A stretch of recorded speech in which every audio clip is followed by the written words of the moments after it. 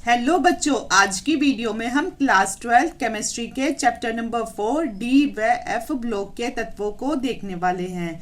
तो आज की वीडियो में हम एफ ब्लॉक के तत्वों को समझेंगे कि एफ ब्लॉक के तत्व क्या होते हैं। तो बच्चों, एफ ब्लॉक के तत्वों को अंतः संक्रमण तत्व भी कहते हैं, आंतर संक्रमण तत्व भी कहते हैं या फिर आंतरिक संक्रमण तत्व भी कहते हैं। तो सबसे पहले हम आवर्त सारणी में समझते हैं कि इनका स्थान कहाँ है।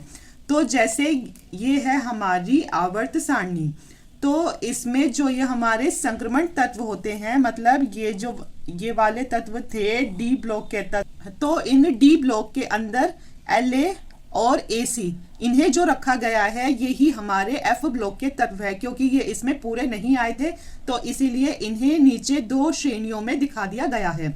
तो इन्हें इसीलिए संक्रमण तत्व के अंदर रखा गया है, इसीलिए इन्हें अंतः संक्रमण तत्व, आंतरिक संक्रमण तत्व या फिर आंतर संक्रमण तत्व भी कहते हैं, क्योंकि ये संक्रमण तत्व की तरह ही गुणों को प्रदर्शित करते हैं। पहली श्रेणी में हमारा पहला तत्व होता है लैंथेनम La और दूसरी श्रेणी में हमारा पहला तत्व होता है एक्टिनम। तो La से शुरुआत है पहली श्रेणी की, मतलब कि लैंथेनम तत्व से, इसीलिए इस श्रेणी का नाम लैंथेनाइड रखा गया है। और जो हमारी दूसरी श्रेणी है वो एक्टिनम तत्व से शुरुआत है उसकी, इसीलिए इस श्रेणी का नाम एक्टिनाइड रख दिया गया है। इनका नाम हमारा इस श्रेणी का है हमारा नाम लैंथेनाइड और जबकि इस दूसरी श्रेणी का है एक्टिनाइड। तो इस श्रेणी को हम 4F श्रेणी भी कहते हैं और जो हमारी एक्टिनाइड श्रेणी है इसे हम 5F श्रेणी भी कहते हैं। तो ये है हमारे एफ ब्लॉक के तत्व। और इस वाली श्रेणी में हमारे जो तत्व आते हैं तो वो आते हैं 58 से 71, कितने से 58 से 71 के बीच आते हैं। और जबकि इस दूसरी श्रेणी में हमारे तत्व आते हैं 90 से 103, 90 से 103 तक आते हैं। इसमें भी 14 तत्व होते हैं और इसमें भी 14 तत्व होते हैं। तो ये हमारे एफ ब्लॉक के तत्व जो कि इसी में आते हैं। और बस ये दोनों जो हैं तो ये हमारे एफ ब्लॉक के तत्व, इन्हें इधर पूरा दिखा दिया जाता है। आपको इस आवर्त सारणी को एग्जाम में बनाकर नहीं आना है, ये तो सिर्फ आपको समझाने के लिए है। अब हम इसके क्वेश्चन को देख लेते हैं जो एग्जाम में पूछा जाता है।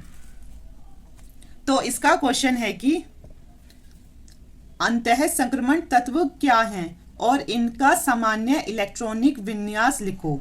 तो इसका आंसर होगा कि ये ऐसे तत्व होते हैं जिनका इलेक्ट्रॉनिक विन्यास करने पर अंतिम इलेक्ट्रॉन F उपकोश में प्रवेश करते हैं। इसका मतलब है कि ये ऐसे तत्व हैं इनका जब हम अगर इलेक्ट्रॉनिक विन्यास करेंगे तो जो हमारा आखिरी इलेक्ट्रॉन होगा वो कहाँ जाएगा, तो वो हमारा F उपकोश में ही जाएगा। तो इसीलिए इन्हें एफ ब्लॉक के तत्व या अंतः संक्रमण तत्व या फिर आंतर संक्रमण तत्व और या आंतरिक संक्रमण तत्व भी कहते हैं। इनमें दो श्रेणियां होती हैं जिन्हें 4F तथा 5F अर्थात लैंथेनाइड और एक्टिनाइड के नाम से जानते हैं। और इन दोनों श्रेणियों में 14 तत्व होते हैं।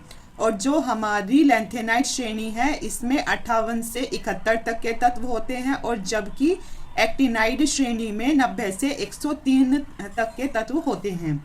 अब हम देखेंगे इनका इलेक्ट्रॉनिक विन्यास। तो एफ ब्लॉक के तत्वों का इलेक्ट्रॉनिक विन्यास, तो इस क्वेश्चन में मतलब एफ ब्लॉक के तत्वों में ज़्यादा इनका इलेक्ट्रॉनिक विन्यास ही पूछा जाता है।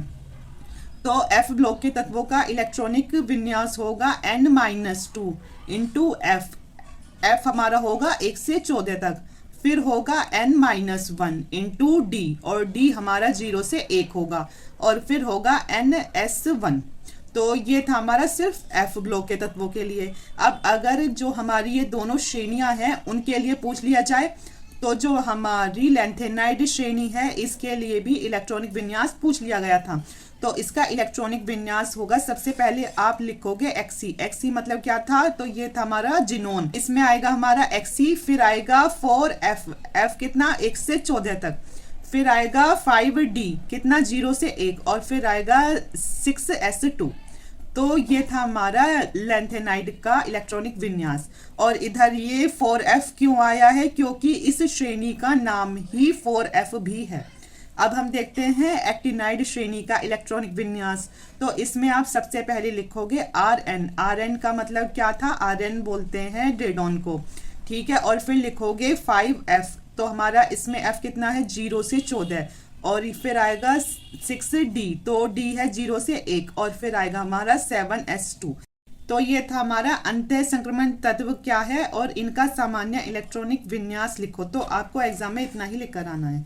आई होप बच्चों आपको वीडियो पसंद आई हो। अगर पसंद आई हो तो चैनल को सब्सक्राइब करना, वीडियो को लाइक शेयर और कमेंट जरूर करना। Thank you.